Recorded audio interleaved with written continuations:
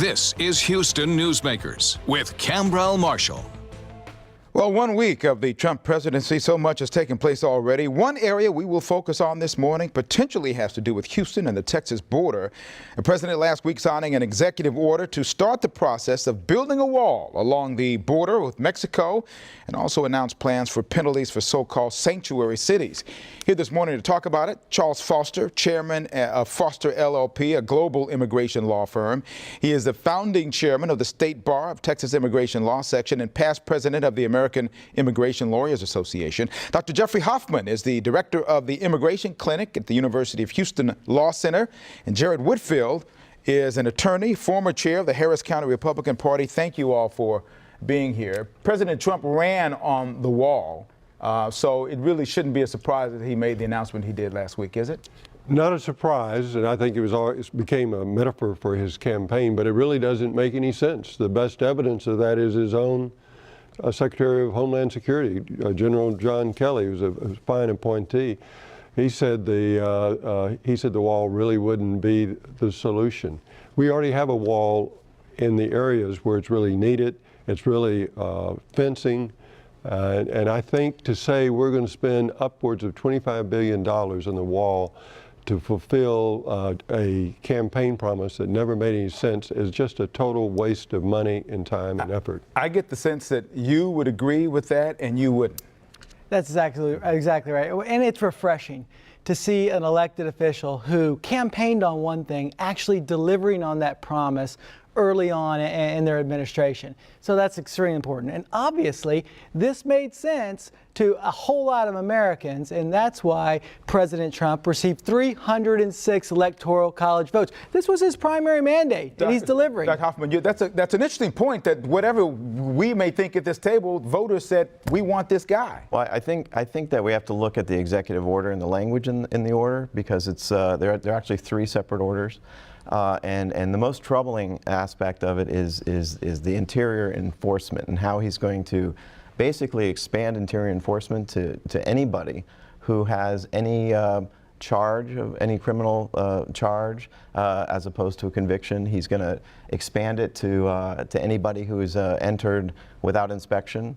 And so basically, this is going to really create a problem for the immigrant communities who are going to be afraid to have a relationship with the police. You were chomping at the bit there earlier when he was talking about voters said this is the guy we want based upon what he said. Well, George said he's doing it because it's a campaign promise, but it still doesn't make sense. Most, all the people, why did they support that?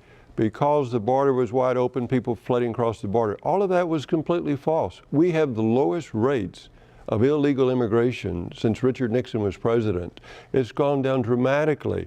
The rates coming from Mexico are extremely low. Mostly are coming from Central America, and under the 2008 Child Protection Reauthorization Act, they're surrendering themselves at the border.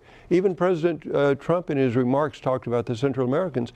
The wall isn't going to affect them at all. Mexico's not going to pay a penny for it. Well, that's interesting you said that, because other than the controversy about the idea of building the wall in the first place, there is that idea about who's going to build it. Here's what President Trump said to ABC's David Muir.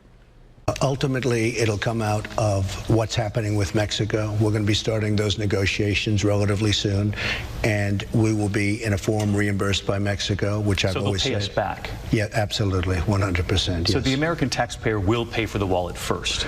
All it is we'll be reimbursed at a later date from whatever transaction we make from Mexico. Now, I could wait a year and I could hold off the wall, but I want to build the wall. We have to build the wall. We have to stop drugs from pouring in. We have to stop people from just pouring into our country. We have no idea where they're from. And I campaigned on the wall, and it's very important, but that wall will cost us nothing. Jared, you hear that, and I know you're fiscally conservative in many ways. Are you concerned at all about the fact that we're not really sure about how that wall is going to get paid? Absolutely not. This guy's a deal maker. Of course, there's a trade deficit with Mexico, so we know there are plenty of opportunities for that to be ultimately compensated for by the Mexican government, one. Secondly, I mean, there's a huge underlying problem, if you ask me. So think about all the people who are sitting in line at their country of origin saying, I'm going to abide by the laws of the United States. They go through that process, and it can take some time, and we can refine that process and make it better.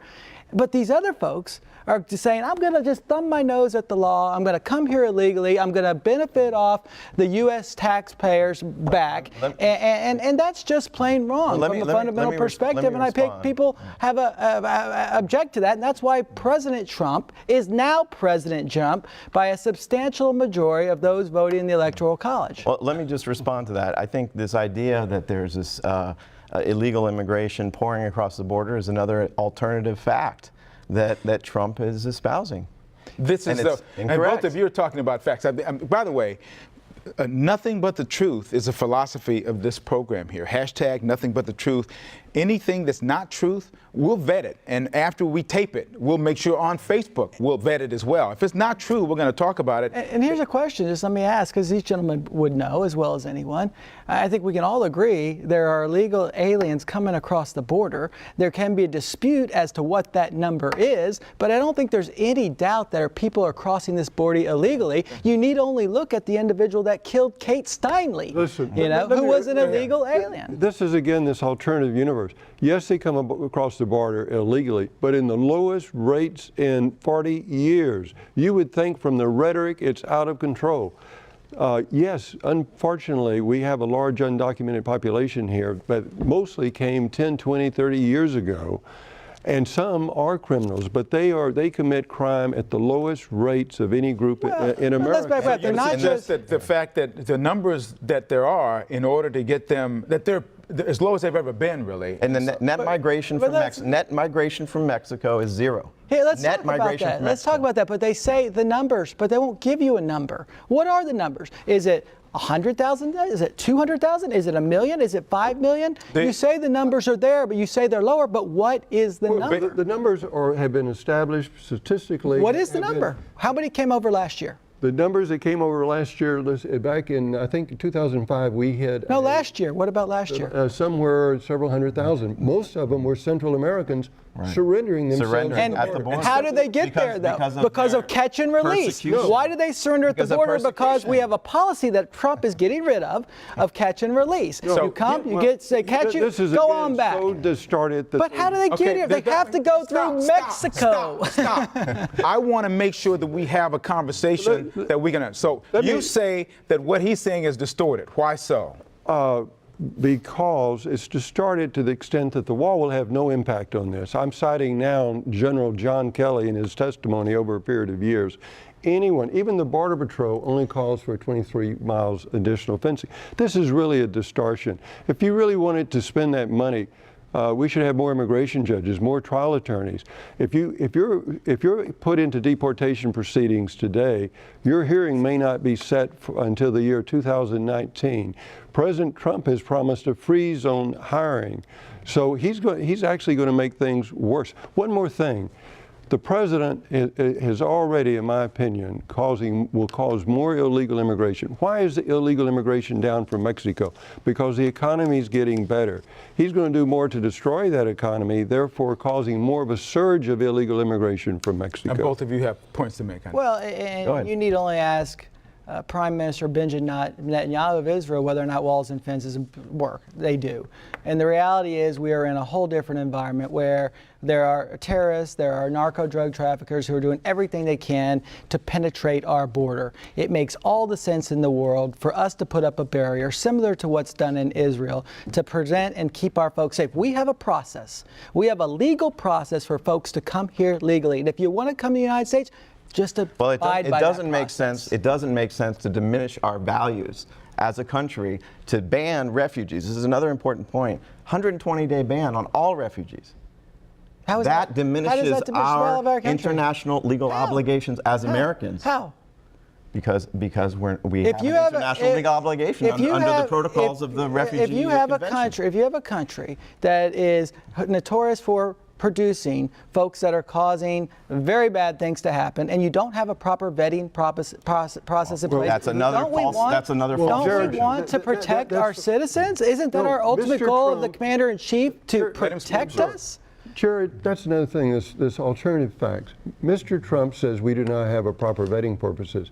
process. The fact is, it is a proper process. It's a two-year It is the longest, most complicated process of any group. Well, okay, So let's say let me Afghanistan. say How do you check records in Afghanistan from someone who has been living in a tribe all their life?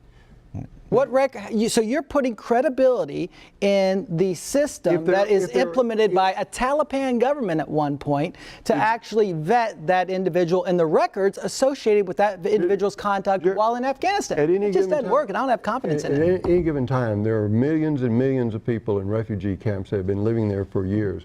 We're taking a very slim percentage. minority, very slim, almost a sliver, almost a symbolic. Can we agree number. there's a risk? There's a risk to drive your car, but you still drive your car. Well, me driving my car is not going to result in millions. We're out of time on this conversation. Clearly, it looks like we're going to have to do a whole half hour. You say that? I would agree. So we'll make plans to come back. I would love that. Full hour, Yeah. half hour on that. Jared, you're back again. Always great to be with you. Okay, we're going to have several verses of Kumbaya right after this. Charles Foster, Jeffrey Hoffman, Jared Woodfield, thank you for coming in. We appreciate it.